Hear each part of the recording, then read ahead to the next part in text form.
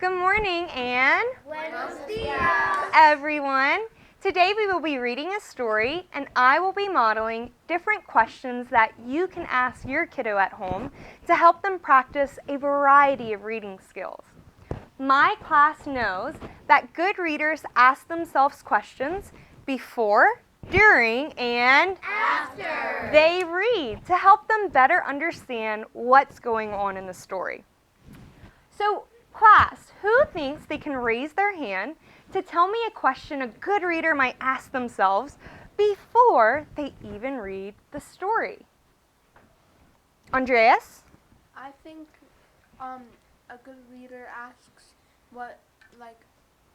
how they can make a prediction about what the story is going to be about by just looking at the pictures. Yes, the title. Absolutely. A good reader always looks at the images and the title on the cover so that they can make a prediction about what they're going to be reading about.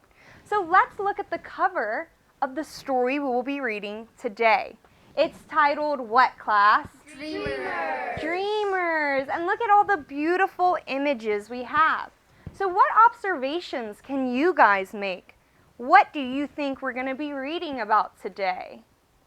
Jose, what do you think we're going to be reading about today? I think we're going to be reading about that the big one is the sister and the little one is the newborn brother.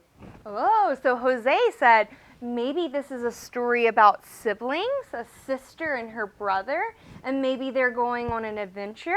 Who has a different prediction from Jose? Esme, what do you think? Okay, so I think that she might have a garden because if you look on the back, there's like flowers and designs, and there's also a little butterfly on a plant. And I think the baby's staring at it, so I think that the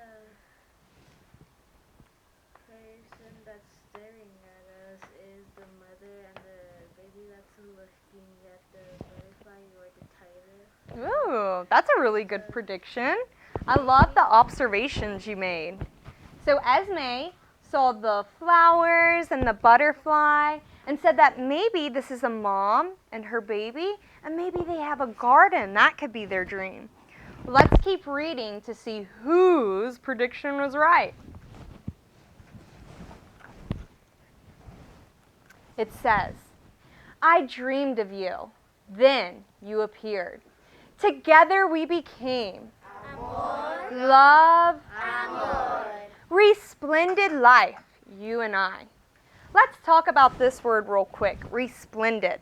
That could be a big and unfamiliar word, but we know that the author gives us hints about the meaning of the word. So, how did the author use resplendid in this story? Was it in a positive or negative way, class? Positive. A positive way. So we know that resplendid means something positive. Let's hear some positive words real quick. Viola, give me one positive word. Peaceful? Peaceful. Peaceful life, you and I. That fits perfectly. Give me one more positive word, Katana. Graceful. Graceful life, you and I. Very good job. So even though we don't know the meaning of resplendid, we know that it is a positive word. That's right. Next page. One day, we bundled gifts in our backpack and crossed the bridge outstretched like the universe. Adiós, corazón. Why do you guys think they're saying adios? And why do you think that they are crossing a bridge?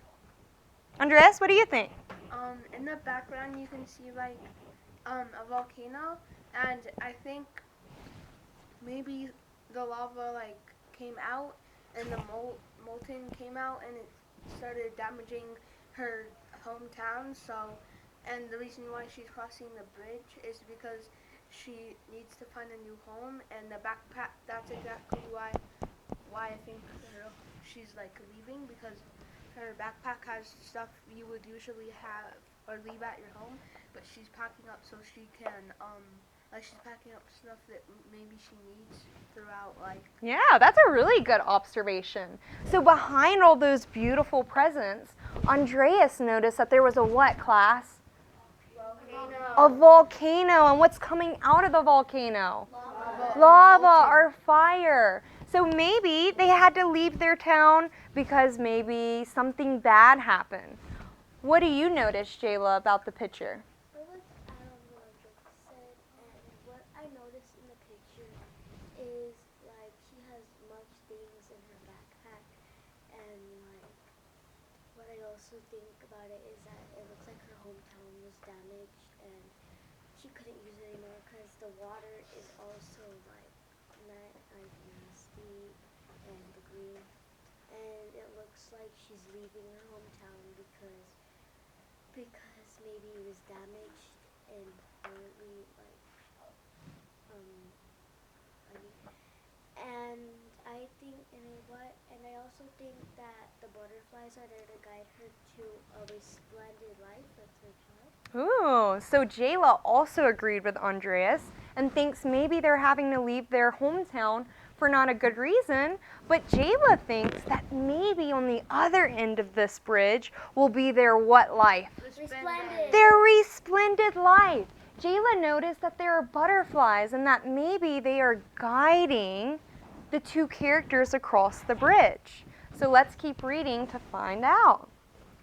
And when we made it to the other side, thirsty and all, unable to go back, we became Immigrants. And we talked about this word yesterday, and a lot of us were able to make some connections.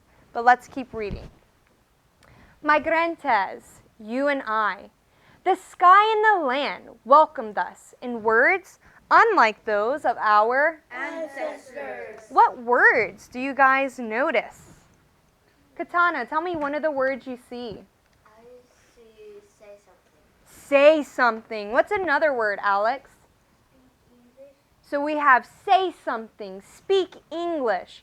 What's the last word you notice up there, Johnny? What? What? So we have say something. What? Speak English. There's also give Let's- thanks. Yep, there's also give thanks. But let's look at the face of those two characters. How do you think those words made them feel? Jose? Sad or not welcome? Maybe sad or not welcome. And we can see that on the character's face, right?